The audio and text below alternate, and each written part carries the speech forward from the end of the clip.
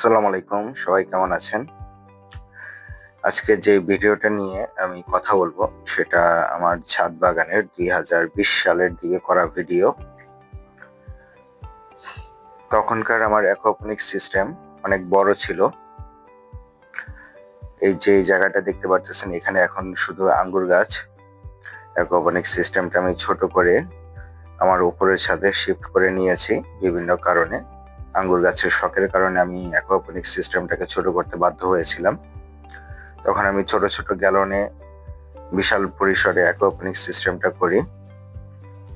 দেখতে পারতেছেন প্রথম বছর যে পরিমাণ টমেটো হয়েছিল আমার ছাদ বাগানে, বিভিন্ন জাতের প্রায় 17-18 রকমের জাতের টমেটো আমরা চাষ করেছিলাম অ্যাকোপনিক্স পদ্ধতিতে।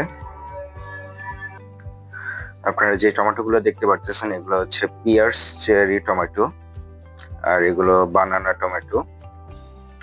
পিয়ার্স চেরি টমেটো হলুদ রঙের হয়ে থাকে বা কলস টমেটো বলে। যেগুলো দেখতে পারতেছেন এগুলো তো অ্যাকোপনিক সিস্টেমের ব্ল্যাক টমেটো। ব্ল্যাক টমেটো ছায়ার কারণে রং আসে না, প্রখর রোদ লাগবে রং আসতে হলে। এগুলো ব্ল্যাক টমেটো ক্রস পলিনেশনের কারণে বিভিন্ন রকমের চেরি টমেটোতে পরিণত হয়। এটা ছিল ইয়েলো বিফ স্ট্যাক টমেটো, বা এটার নাম পর্ক চপও বলে। বিভিন্ন জাতের টমেটো আমি করতে পছন্দ করি আমার ছাদ বাগানে। এই বছরও অনেক টমেটো লাগিয়েছি। যেগুলো দেখতে পারতেছেন এগুলো হচ্ছে জেব্রা টমেটো। ডোরা কাটা, লাল সবুজ ডোরা কাটা হয়ে থাকে জেব্রা টমেটো গুলো। অ্যাকোপনিক সিস্টেমের এই টমেটো গাছগুলো অনেক বড়, প্রায় 10-15 ফুট বা উপরের দিকে। তো যেহেতু মাচা করা আছে, যত পারে তারা বড় হয়েছে। এই যে দেখতে পাচ্ছেন ব্ল্যাক টমেটো, একটু রোদ আসার কারণে একটু কালার আসছে। এগুলো ব্ল্যাক টমেটো, এগুলো সবই ব্ল্যাক টমেটো, কিন্তু কালার আসে নাই এখানে অনেক গাছের পালার কারণে। বিভিন্ন ধরনের চেরি টমেটো করেছিলাম।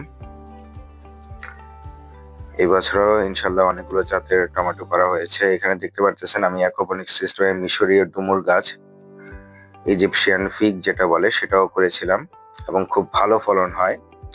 সমস্যা একটাই, শিকড় দিয়ে পুরো বেড ভরে যায়। এমনকি আমি ড্রাগন গাছও করেছি অ্যাকোপনিক সিস্টেমে। এগুলা রেড বিফ স্ট্যাক ছিল। এগুলো সব বাহুবলী টমেটো যা দেখতে পারতেছেন। এটা পিঙ্ক চেরি টমেটো, ওদিকে বানানা টমেটো দেখা যাচ্ছে। এই ভিডিওটা আমার ছাদ বাগানে 2020 সালে, যখন আমার অ্যাকোপনিক সিস্টেম অনেক বড় ছিল। এগুলো chocolate cherry tomato. Chocolate cherry টমেটোটা খেতে খুব মজা হয়। তাছাড়া আমি ইউলো সুইট চেরি টমেটো, আরো বিভিন্ন ধরনের চেরি টমেটো, যেটা দেখতে পাচ্ছেন এটা ইউলো সুইট, এটা কাঁচা অবস্থায় মিষ্টি। এগুলো Baahubali tomato, F1 hybrid Baahubali tomato. আর এখানে যেগুলো দেখতে পাচ্ছেন এগুলো beef steak pork chop tomato, yellow colour হয়। এগুলা ব্ল্যাক টমেটো, এটা Baahubali tomato, pink cherry tomato. এগুলো সাদা সাদা দেখা যাচ্ছে, পাকলে পিঙ্ক কালার হয়, দেখতে পারতেছেন। বিভিন্ন ধরনের পটে অ্যাকোপনিক সিস্টেম ট্রাই করেছিলাম। যে কোনো পদ্ধতিতে আপনি যে কোনো সাইজের পটে আপনি অ্যাকোপনিক্স করতে পারবেন। যেগুলো দেখতে পাচ্ছেন আমি রঙের বালতিতে গাছে লাগিয়েছিলাম এবং এটা তো ভালো ফলের রেজাল্ট এসেছিল।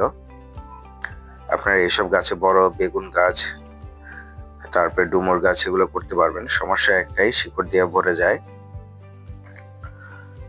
পরে পরিষ্কার করতে একটু কষ্ট হয়ে যায় বেডগুলো, যেহেতু আমরা ফিল্টার ইউজ করি না।